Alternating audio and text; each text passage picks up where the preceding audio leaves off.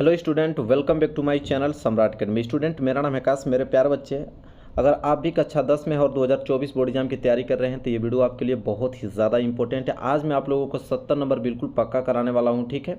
और अब की बार हम लोग 95% पार लाएंगे, ठीक है। हर एक सब्जेक्ट में मेरा टारगेट अभी से है कि हर एक सब्जेक्ट में 95 नंबर से प्लस लाया जाए। तो आज की वीडियो बहुत ज़्यादा इंपॉर्टेंट है। ऐसे ऐसे क्वेश्चन लेकर आया हूँ जो कि 2023 बोर्ड एग्जाम में पूछा गया था। सेम वैसे ही प्रश्न आप लोगों को देखने को मिलेगा 2024 बोर्ड में। अभी से सारे प्रश्नों को तैयार कर लो। वीडियो को लाइक नहीं किया तो लाइक कर दो, चैनल पर नए तो चैनल को सब्सक्राइब कर लो। चलो देखते हैं महत्वपूर्ण बहुविकल्पीय प्रश्न, ठीक है। सबसे पहले बहुविकल्पीय प्रश्न हम लोग देखेंगे।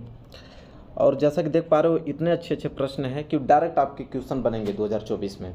बस इन सारे प्रश्नों को आपको अच्छे तरीके से रिवाइज कर लेना है। चलिए, अगर आंसर आता है तो मुझसे पहले ही आप लोग कमेंट कर देना। देखो, पहला प्रश्न जो है वह है कि प्रकाश के परावर्तन के नियम सदैव होता है। जो प्रकाश का परावर्तन का नियम होता है वह सदैव होता है किसके लिए? केवल अवतल दर्पण के लिए होता है, कि केवल उत्तल दर्पण के लिए, कि केवल समतल दर्पण के लिए, कि इनमें से सभी?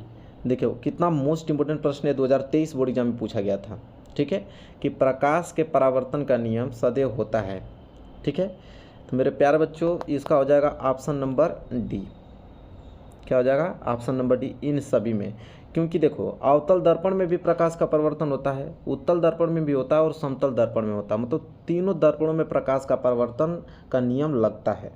इसलिए इनमें से सभी जो है इस प्रश्न का राइट आंसर हो जाएगा। बहुत प्यारा प्रश्न है मेरे प्यारे बच्चों, लाइक कर दो एक बार वीडियो को। दूसरा प्रश्न देखो, किसी वस्तु द्वारा आवर्धित प्रतिबिंब बन सकता है। आवर्धित मतलब बड़ा होता है, मतलब किसी वस्तु का बड़ा प्रतिबिंब बन सकता है। उत्तल लेंस द्वारा, कि उत्तल दर्पण द्वारा, कि आपके अवतल दर्पण द्वारा, कि आपके ए और सी दोनों। तो आपको बताना है कि किसी वस्तु का बड़ा प्रतिबिंब किस लेंस में या किस दर्पण में बन सकता है। तो मेरे प्यारे बच्चों, उसका हो जाएगा ऑप्शन नंबर डी, ए और सी दोनों। क्योंकि देखो, उत्तल लेंस में भी बड़ा प्रतिबिंब वस्तु का देखने को मिलता है और आपके अवतल दर्पण में भी वस्तु का बड़ा प्रतिबिंब बनता है। इसलिए ए और सी दोनों जो है इस प्रश्न का राइट आंसर हो जाएगा, ठीक है। मतलब कि ऑप्शन नंबर डी। चलो अगला प्रश्न देखते हैं। प्रश्न नंबर तीसरा है कि अत्यधिक उच्च प्रतिरोध वाला पदार्थ कहलाता है, ठीक है। अत्यधिक उच्च प्रतिरोध वाला पदार्थ कहलाता है चालक, अर्धचालक, कि अतिचालक, कि विद्युत रोधी, ठीक है। मेरे प्यारे बच्चों, इसका राइट आंसर हो जाएगा ऑप्शन नंबर डी, विद्युत रोधी। जो होता है इसमें अत्यधिक उच्च प्रतिरोध वाला पदार्थ कहलाता है विद्युत रोधी, ठीक है। इसमें बहुत ही ज़्यादा उच्च हाई प्रतिरोध पाया जाता है। आगे अगर हम बात कर लेते हैं, चौथा प्रश्न देख लो। विद्युत शक्ति की इकाई है, विद्युत शक्ति की इकाई क्या कहलाती है? वोल्ट, वाट, कि अगर हम बात करें तीसरा यहाँ पे जूल, और ऑप्शन डी कूलाम, ठीक है। क्या होगा राइट आंसर? विद्युत शक्ति की जो इकाई होती है, तो विद्युत शक्ति को किस में नापते हैं? वाट में। तो ऑप्शन बी जो है इस प्रश्न का राइट आंसर हो जाएगा। चलिए आगे बढ़ते हैं और पांचवा प्रश्न देखते हैं। देखो, पांचवा प्रश्न है कि किसी विद्युत केतली में प्रवाहित धारा 3 गुनी कर देने पर केतली में उत्पन्न ऊष्मा की मात्रा हो जाएगी। कह रहा है कि कोई विद्युत केतली है, अगर उसमें हम प्रवाहित धारा 3 गुना कर देते हैं तो केतली में जो ऊष्मा की मात्रा होगी वो कितनी होगी, ठीक है। मेरे प्यारे बच्चों, एक फार्मूला होता है H बराबर I² RT। अगर हम R को और T को यहाँ पे कांस्टेंट कर देते हैं तो यहाँ पे बोला है कि धारा को तिगुना कर दिया जाए, ठीक है। धारा को कितना कर दिया जाए? 3 गुना कर दिया जाता है, ठीक है। तो हम इसका क्या कर देंगे? 3 गुना। तो क्या हो जाएगा? 3 का स्क्वायर क्या होता है? 9। मतलब ऊष्मा कितना हो जाएगी? 9 गुना हो जाएगी। तो 9 गुना मतलब ऑप्शन सी जो है इस प्रश्न का राइट आंसर हो जाएगा, ठीक है। बहुत प्यारा प्रश्न है। आगे अगर हम बात कर लेते हैं प्रश्न नंबर 6। देखो, प्रश्न नंबर 6 है कि एक व्यक्ति दूर स्थित वस्तुओं को स्पष्ट रूप से देखने में असमर्थ है, उसके नेत्र में कौन सा दोष होगा? कह रहा कोई व्यक्ति है, उसको दूर की वस्तु स्पष्ट दिखाई नहीं दे रही है, दूर की वस्तु, तो उसकी आंखों में कौन सा दोष होगा? दीर्घ दृष्टि दोष होगा, कि निकट दृष्टि दोष, कि जरा दूरदृष्टिता होगा, कि इनमें से सभी? क्या होगा राइट आंसर? बताना है। वेरी वेरी मोस्ट इंपॉर्टेंट है। तो कोई भी व्यक्ति है, अगर उसकी आंखों को दूर की वस्तु अगर स्पष्ट दिखाई नहीं दे रही है तो समझ लो कि निकट दृष्टि दोष उसकी आंखों में है। ऑप्शन बी जो है इस प्रश्न का राइट आंसर हो जाएगा। आगे अगर हम बात कर लेते हैं प्रश्न नंबर 7वां, तो एक अवतल दर्पण किसी वस्तु का वास्तविक, उल्टा और अत्यधिक छोटा प्रतिबिंब बनाता है, वस्तु की स्थिति होगी। मतलब कह रहा है कि अवतल दर्पण में किसी वस्तु को हम कहाँ पे रखेंगे कि उसका जो प्रतिबिंब बनेगा वो वास्तविक बनेगा, उल्टा बनेगा और अत्यधिक छोटा बनेगा। बताओ वस्तु को कहाँ रखेंगे, फोकस पर रखेंगे कि ध्रुव और फोकस पर रखेंगे, ठीक है, कि वक्रता केंद्र पर कि अनंत पर। Very very most important question है प्रश्न नंबर 7वां, ठीक है। तो मेरे प्यारे बच्चों इसका राइट आंसर हो जाएगा ऑप्शन नंबर डी। क्या हो जाएगा? ऑप्शन नंबर डी, अनंत पर। जब वस्तु को हम अनंत पर रखेंगे तो उसका प्रतिबिंब वास्तविक देखने को मिलेगा, उल्टा देखने को मिलेगा और वस्तु से छोटा देखने को मिलेगा, ठीक है। आगे बढ़ते हैं और अगला प्रश्न अगर मैं आपको बताऊं, प्रश्न नंबर 8वां, तो कार्बन को वायु में जलाने पर कार्बन डाइऑक्साइड गैस बनना उदाहरण है। कह रहा है कि अगर कार्बन को अगर वायु की उपस्थिति में जलाते हैं तो यहाँ से कार्बन डाइऑक्साइड गैस बनता है। तो ये जो रिएक्शन आपको दिखाई दे रहा है यह किसका उदाहरण है, ठीक है?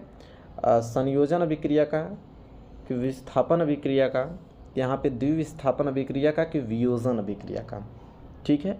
बताइए राइट आंसर क्या होगा? तो इसका राइट आंसर हो जाएगा ऑप्शन नंबर ए, क्योंकि संयोजन अभिक्रिया का होगा। क्योंकि जब दो पदार्थ आपस में मिलकर एक एकल पदार्थ का निर्माण करते हैं तो संयोजन अभिक्रिया कहलाता है। जैसे कार्बन और ऑक्सीजन मिलकर CO2 बना रहा है, संयोजन अभिक्रिया का उदाहरण। चलो आगे बात कर लेते हैं प्रश्न नंबर 9 कि जिंक चूर्ण पर तनु सल्फ्यूरिक अम्ल की अभिक्रिया से गैस निकलती है। कह रहा है कि अगर जिंक है, अगर उसका चूर्ण कर दिया जाए, चूरा बना दिया जाए, उस पर सल्फ्यूरिक अम्ल से अगर अभिक्रिया कराएं तो उसमें कौन सा गैस निकलता है? H2O2 CO2 की Cl2 की CO2, मतलब कि हाइड्रोजन गैस की, ऑक्सीजन गैस की, क्लोरीन गैस की, यहाँ पे कार्बन डाइऑक्साइड गैस। तो मेरे प्यारे बच्चों वहाँ पे हाइड्रोजन गैस निकलता है, ठीक है। अगर जिंक चूर्ण पर अगर तनु सल्फ्यूरिक अम्ल की अभिक्रिया कराते हैं तो गैस कौन सा निकलता है? H2 निकलता है। बहुत इंपॉर्टेंट प्रश्न है। चलो आगे बात कर लेते हैं प्रश्न नंबर 10वां। देखो क्या है प्रश्न नंबर 10वां कि सामान्य तापक्रम तथा दाब में द्रव के रूप में पाई जाने वाली अधातु है। कह रहा है कि सामान्य तापक्रम तथा दाब में द्रव के रूप में कौन सी अधातु पाया जाता है? क्लोरीन, ब्रोमीन की फ्लोरीन की आयोडीन, ठीक है। बताओ क्या होगा राइट आंसर? मेरे प्यारे बच्चों हो जाएगा ब्रोमीन। ब्रोमीन पाया जाता है जो कि सामान्य तापक्रम पर कैसा अवस्था में होता है? तो द्रव की अवस्था में पाया जाता है अधातु। कौन? ब्रोमीन। चलो आगे बात कर लेते हैं प्रश्न नंबर 11 कि प्रोपेनोन में क्रियात्मक समूह है। मतलब बताना है कि चारों ऑप्शनों में क्रियात्मक समूह प्रोपेनोन का कौन सा है, ठीक है। तो मेरे प्यारे बच्चों ऑप्शन नंबर सी जैसा देख पा रहे हो, यह आप लोगों को क्रियात्मक समूह है किसका? प्रोपेनोन का, ठीक है। चलो आगे बात कर लेते हैं प्रश्न नंबर 12। ये प्रश्न तो सिंपल है कि कार्बन परमाणु की संयोजकता होती है। कार्बन परमाणु की संयोजकता कितनी होती है? 2, 4, 3, 5। तो सबको मालूम है कि कार्बन की जो परमाणु संयोजकता होती है वो C4 होता है, मतलब कार्बन की 4 होता है। तो क्या हो जाएगा? बी जो है इस प्रश्न का राइट आंसर हो जाएगा। चलिए आगे बात कर लेते हैं प्रश्न नंबर यहाँ पे 13। देखिए, वह जैव प्रक्रम जिसके द्वारा हानिकारक पदार्थों का निष्कासन शरीर से होता है, ठीक है। कह रहा है कि वह जैव प्रक्रम बताइए कि जिसके द्वारा हानिकारक पदार्थों का निष्कासन शरीर से होता है। जनन कहलाता है कि उत्सर्जन की, पाचन की, परिसंचरण। तो आपके ही शरीर से जो अपशिष्ट पदार्थ निकलते हैं, हानिकारक पदार्थ निकलते हैं, वो टॉयलेट के माध्यम से निकलते हैं, जिसे हम उत्सर्जन बोलते हैं, ठीक है। तो बी वाला जो है राइट आंसर हो जाता है। मतलब कोई भी हानिकारक पदार्थ अगर आपके शरीर से निकल रहा है तो उत्सर्जन के माध्यम से वो निकलता है, ठीक है, उत्सर्जन कहलाता है वो। चलो बात कर लेते हैं प्रश्न नंबर 14 कि प्रकाश संश्लेषण के दौरान निम्न में से कौन सी क्रिया नहीं होती है? जब प्रकाश संश्लेषण होता है तो बताना है कि चारों ऑप्शनों में से कौन सी क्रिया नहीं होती है। ऑप्शन ए, क्लोरीन द्वारा प्रकाश ऊर्जा को अवशोषित करना, ठीक है। तो क्लोरीन द्वारा जो प्रकाश ऊर्जा को तो अवशोषित किया ही जाता है, तो ये वाला तो सही है। दूसरा है यहाँ पे कि प्रकाश ऊर्जा को रासायनिक ऊर्जा में परिवर्तित करना, बिल्कुल ये भी सही है, प्रकाश ऊर्जा को रासायनिक ऊर्जा में परिवर्तित करता है। इसके बाद है कि कार्बन डाइऑक्साइड का कार्बोहाइड्रेट्स में अपचयन भी होता है। ग्लूकोज का पायरुविक अम्ल में विखंडन, यही जो होता है प्रकाश संश्लेषण की क्रिया के दौरान नहीं होता है, ग्लूकोज का पायरुविक अम्ल में विखंडन। तो डी ऑप्शन जो है इस प्रश्न का राइट आंसर हो जाएगा। ठीक है, चलिए आगे बात कर लेते हैं। प्रश्न नंबर 15 कि प्राकृतिक वर्ण या चयन द्वारा जैव विकास का सिद्धांत किसने प्रतिपादित किया। तो सबको मालूम है कि जैव विकास का जो सिद्धांत जो दिए थे उनका नाम है चार्ल्स डार्विन। ऑप्शन ए जो है इस प्रश्न का राइट आंसर हो जाएगा। चलिए आगे बात कर लेते हैं। प्रश्न नंबर 16 देखिए कि मेंडल ने अपने प्रयोग किस पौधे में किया था। मतलब मेंडल ने जो प्रयोग किया था वो किस पौधे पे किया था, सरसों के कि साइकस के कि अरहर के कि मटर के। तो इतना तो याद होना ही चाहिए सबको कि मटर का वो पौधा था। ठीक है, चलिए ये भी क्लियर हो गया। क्वेश्चन नंबर 17 देखिए क्या है कि निम्न में से किस पौधा में पुष्प एक लिंगी होते हैं। मतलब बताना है कि किस पौधा में जो पुष्प होते हैं एक लिंगी होते हैं, पपीता में कि गुड़हल में कि सरसों में कि मटर में। मेरे प्यारे बच्चों ये तो रटा होना चाहिए, 2023 में आया था पपीता में। ठीक है, चलो आगे बात कर लेते हैं। प्रश्न नंबर 18। प्रश्न नंबर 18 है कि मादा जनन तंत्र के किस भाग में कॉपर टी स्थापित किया जाता है। मादा जनन तंत्र के किस भाग में कॉपर टी स्थापित किया जाता है, अंडाशय में, अंडवाहिनी में कि गर्भाशय में कि यहाँ पे योनि में। ठीक है, वेरी वेरी मोस्ट इंपॉर्टेंट है।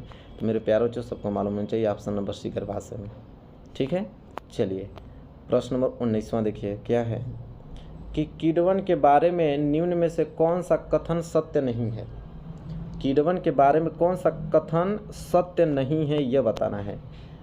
ऑप्शन ए यह ऑक्सीजन की अनुपस्थिति में होता है, ऑप्शन बी यह प्रक्रम सामान्यतः ईस्ट में होता है, और ऑप्शन सी की अगर हम बात करें तो इस क्रिया में पायरुवेट या पायरुविक अम्ल कार्बन डाइऑक्साइड व इथेनॉल में परिवर्तित होता है, कि यह क्रिया माइटोकॉन्ड्रिया में संपन्न होती है। मेरे प्यारे बच्चों ऑप्शन डी जो है इस प्रश्न का राइट आंसर हो जाएगा। यह क्रिया माइटोकॉन्ड्रिया में क्या होती है, संपन्न होती है।